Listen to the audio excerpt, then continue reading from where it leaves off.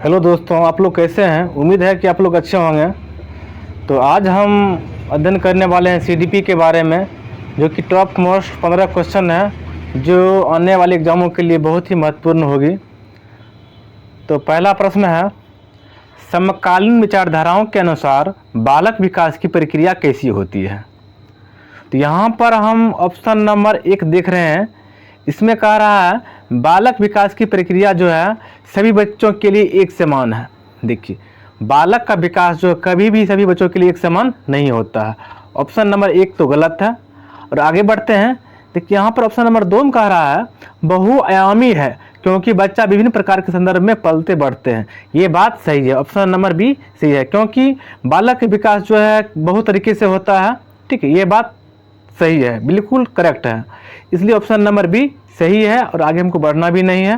ठीक है, और आगे हम बढ़ते हैं तो यहाँ पर दिया हुआ है कि बालक विकास की प्रक्रिया का पूर्वानुमान बिल्कुल नहीं लगा सकते हैं। ये बात बिल्कुल गलत है।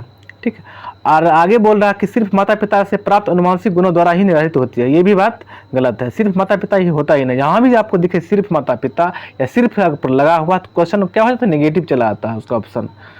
तो आगे हम बढ़ते हैं क्वेश्चन 2 की ओर। क्वेश्चन 2 है, विकास का कौन सा सिद्धांत बतलाता है कि गामक कौशल का विकास शरीर के मध्य से होकर शरीर के सिरों की ओर बढ़ता है।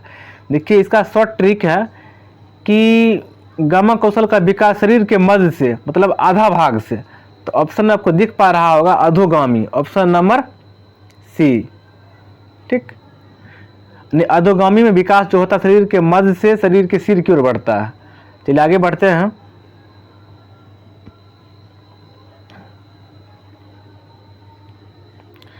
विकास की किस अवस्था में बच्चे कल्पनाशीलता वाले खेल में सक्रिय रूप से भाग लेते हैं। यहाँ पर ऑप्शन टिक किया गया ऑप्शन नंबर बी, जो कि सही है, प्रारंभिक बाल्यावस्था। देखिए, प्रारंभिक बाल्यावस्था जो होती है इसमें बच्चा जो है अपने कल्पना से कोई भी खिलौना को तोड़ता है, फिर जोड़ता है, फिर तोड़ता है, फिर जोड़ता है। यानी कल्पनाशीलता के आधार पर बच्चा जो है खिलौना को तोड़ सकता है और जोड़ सकता है। यह अवस्था जो होती है प्रारंभिक बाल्यावस्था की होती है। चलिए आगे हम बढ़ते हैं। क्वेश्चन नंबर 4 है, निम्न में से कौन सी बच्चों के समाजीकरण का द्वितीयक संस्था है। यहाँ पर पूछ रहा है कौन सी द्वितीयक संस्था है। ठीक, तो हम लोगों को पता है कि प्राथमिक जो है संस्था बच्चा क्या होता है, परिवार होता है, परिवार। ठीक, यहाँ पर पूछा द्वितीयक संस्था कौन सी है, तो ऑप्शन 1 में यहाँ पर देखिए परिवार है, तो परिवार तो होगा नहीं। ठीक है, अब 2, 3, 4 पर हम बात करते हैं। अगर ऑप्शन देखते हैं तो पहला ऑप्शन में क्या है, एक ऑप्शन है परिवार है, ये भी गलत है। इसमें भी एक चुना गया है, ये भी गलत है। और ऑप्शन नंबर सी में जो है क्या है, मीडिया है, धार्मिक है और विद्यालय, यानी 2, 3, 4। फिर ऑप्शन नंबर डी में है एक है यानी परिवार, इसलिए ये ऑप्शन नंबर गलत है। इसका सही जवाब क्या हो जाएगा, ऑप्शन नंबर सी। नेक्स्ट की हम बढ़ते हैं।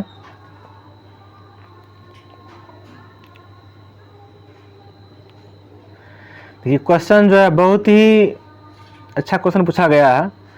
देखिए, क्वेश्चन कह रहा है रुचि को 3 पेंसिल दिखाई जाती है, वह देखती है कि पेंसिल क जो है पेंसिल ख से बड़ी है। पेंसिल क जो है पेंसिल ख से क्या है, ये बड़ी है, क बड़ी है ख से।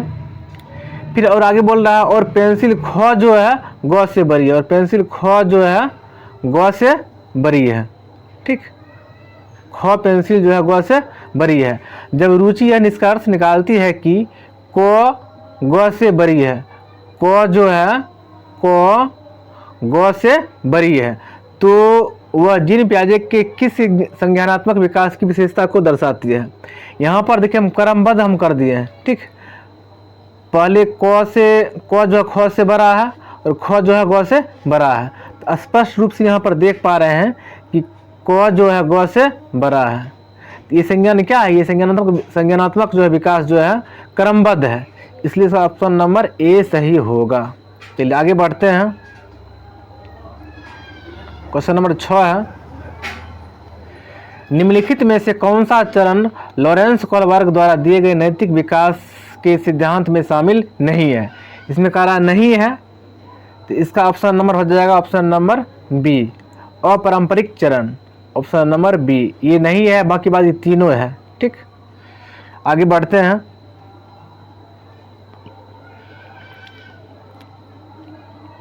ले वाइगोत्स्की ने अपने सामाजिक संरचनावाद सिद्धांत में निम्न में से किसे विद्यार्थियों में अधिगम को सुसाध्य करने हेतु उपयुक्त बताया गया है? ठीक, ऑप्शन देखते हैं। तो पहला ऑप्शन है सहकर्मी सहयोगिता। ठीक, देखिए सहकर्मी सहयोगिता जो होता है, ठीक, समाज में हम सहमति से कोई भी काम करते हैं। ले वाइगोत्स्की का जो है सुझाव जो दिया गया है समाज के बारे में अधिक दिया गया है, इसलिए सहकर्मी सहयोगिता होगा ऑप्शन नंबर ए। आगे बढ़ते हैं।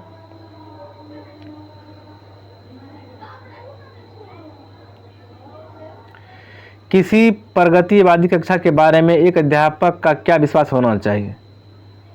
तो पहला ऑप्शन है कक्षा हमेशा कठोर नियंत्रण में रहे और सिर्फ अध्यापक को निर्देश होना चाहिए। देखिए ऑप्शन नंबर ए तो बिल्कुल गलत है, कठोर नियम नहीं लागू करना है क्लास में। ऑप्शन नंबर बी जो कह रहा अधिगम केवल कक्षा में ही होता है, केवल वाला तो पहले ही काट देना है, नेगेटिव वर्ड होता है। ठीक, और ऑप्शन नंबर सी जो है इसमें दिया है कक्षा में विद्यार्थी अपने साथ विविध प्रकार के समृद्ध अनुभव लाते हैं। ये बात सही है, ऑप्शन नंबर सी जो है सही है। कक्षा में विद्यार्थी जो है अपने साथ विभिन्न प्रकार के जो है बुद्धि विवेक लाते हैं, अनुभव लाते हैं और कक्षा में वो बोलते हैं। ठीक, ये विश्वास शिक्षक के पास होनी चाहिए। और ऑप्शन नंबर डी जो कह रहा है विद्यार्थी में केवल, जहाँ भी आपको देखे केवल वो निगेटिव टैग वर्ड है, उसको काट दीजिए, इसलिए ऑप्शन नंबर इसका सी सही है। आगे बढ़ते हैं। क्वेश्चन नंबर 9 है किस विचारक ने इस बात को नकारा है कि बुद्धि एकल इकाई है और कई पृथक स्वतंत्र बुद्धियों का सिद्धांत प्रतिपादित किया है? ठीक, तो बुद्धि के बारे में जो सिद्धांत दिए हैं हावर्ड गार्डनर हैं, ये दिए हैं। जीन पियाजे, ले वाइगोत्स्की, कोलेनबर्ग ये सब नहीं दिए, इसमें नहीं है बुद्धि के बारे में। ऑप्शन नंबर बी सही है। नेक्स्ट की ओर बढ़ते हैं। क्वेश्चन नंबर 10 है खिलौने के रूप में गुड़िया मिलने पर रोहन की प्रतिक्रिया थी, मुझे यह खिलौना पसंद नहीं है क्योंकि लड़के गुड़िया से नहीं खेलते हैं। ठीक, लड़का जो है गुड़िया से नहीं खेलते हैं। ये यहाँ पर दिखा रहा जेंडर रूढ़िवादिता, ऑप्शन नंबर सी। चलिए आगे बढ़ते हैं।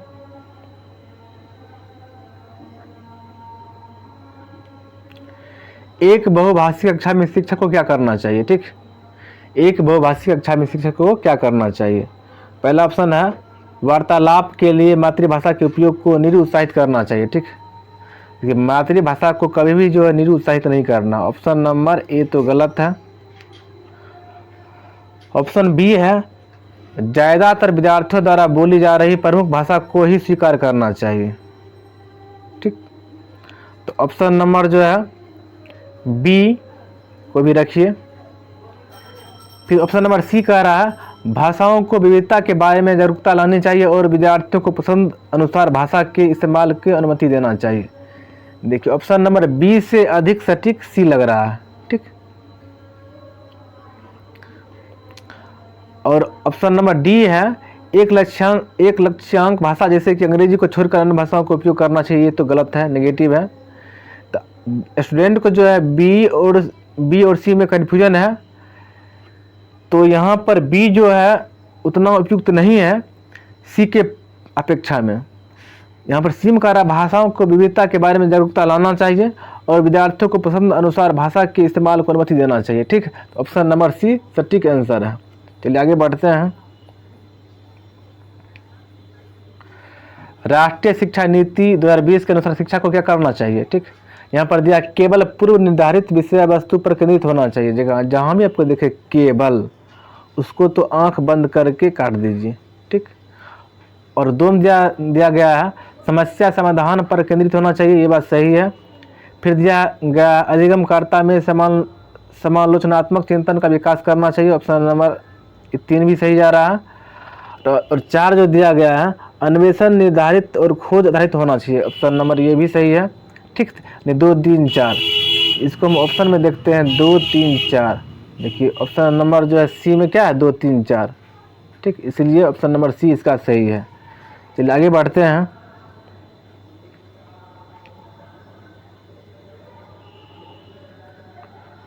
पाठ्यक्रम को जल्दी पूरा करने के लिए एक शिक्षिका हमेशा अपनी पसंद के ही कुछ बच्चों से उत्तर पूछ लेती है। शिक्षिका द्वारा किया गया कार्य क्या है? ऑप्शन नंबर ए है कि शिक्षिका द्वारा किया गया कार्य जो है पाठ्यक्रम पूरा करने हेतु न्यायोचित है, मतलब न्याय है, ये बात सही है, लेकिन ये बात गलत है। पाठ्यक्रम पूरा करने के लिए न्यायोचित नहीं है ये। ऑप्शन नंबर बी कह रहा है यह दर्शाता है कि शिक्षिका में अपेक्षा के श्रेष्ठ बच्चों को पहचानने का अच्छा कौशल है, ये भी निगेटिव है, अच्छा कौशल ये नहीं है। आगे कह रहा है विद्यार्थियों को समान अवसर की उपलब्धता से वंचित कर रहा है, ये बात सही है, ऑप्शन नंबर सी सही है। पाठ्यक्रम को जल्दी जल्दी पूरा कर रही है तो बच्चा इससे क्या होता है, विद्यार्थियों को समान अवसर की उपलब्धता से वंचित हो रहा है। आगे बढ़ते हैं।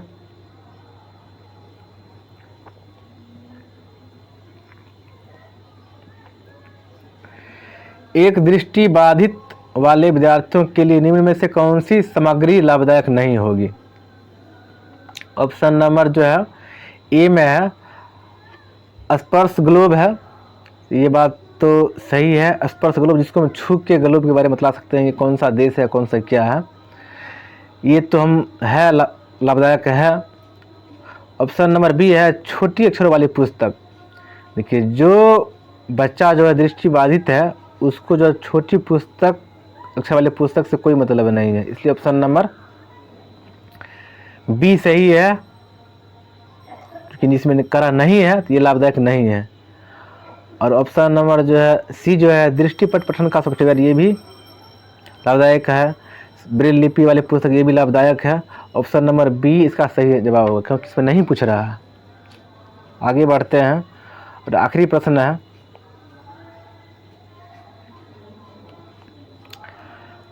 कक्षा नियमन में विद्यार्थियों को सहकारिता हेतु एक अध्यापक को क्या करना चाहिए? कक्षा का अगर नियम बना रहे हैं उसमें एक अध्यापक की क्या भूमिका होना चाहिए?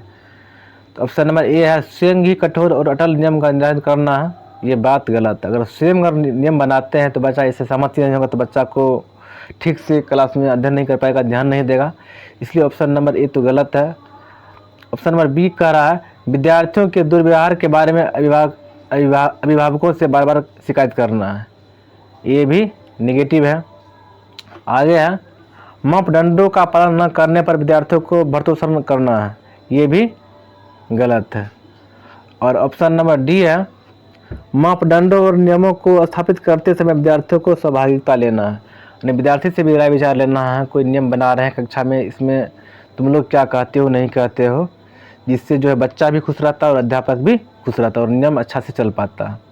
तो दोस्तों अगर वीडियो अच्छा लग रहा है तो आप लोग लाइक कमेंट एंड सब्सक्राइब जरूर कीजिए और शेयर भी कर दीजिए। थैंक यू, धन्यवाद, बाय बाय।